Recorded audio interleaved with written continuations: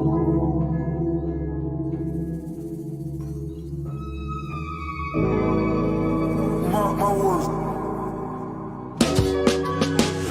umais ang tabi ang kapiguan na nangyari. Nakatulala, titingala kapag kahihiling sa itaas na mga gusto na putahe. Napakagrabe kaya kalimitan, napapaisip na lang. Meron nga bang dahilan, di kaya abala lang sa mga bulong na dapat mas pinapakinggan. Kalimitan ang hindi nangangailangan ng kanyang pinapaboran.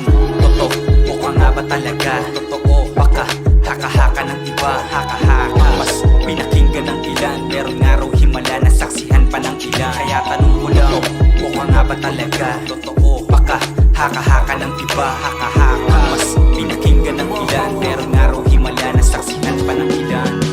Kapatawaran, kahilingan, madalas binubulong ng karamihan. Matutuluyan, panglaman sa tiyan, palaging hiling ng pinagdadamutan. Umasa lang sa aral ng propeta, nakalaan ang posisyon sa mayroong pasensya. Ang kaso di matukoy kung sa piling nga ba ng tagalikha o pahigat nakabarong sa kahoy na parihaba. Totoo, mukha nga ba talaga? Totoo, baka haka-haka ng iba, haka-haka mas pinakinggan ng ilan. Meron nga raw himala na saksihan pa ng ilan. Kaya tanong ko lang, mukha nga ba talaga? Totoo, baka haka-haka ng iba, haka-haka mas pinakinggan ng ilan. Meron nga raw himala na saksihan pa ng ilan. Sana magsilang muli ng katulad ko ang mundo. Akalain mo, sakaling magkatotoo ang mga sinasana ko, pwede mo ba ko tapikin para lang na malaman ko na ako ay buhay positibo?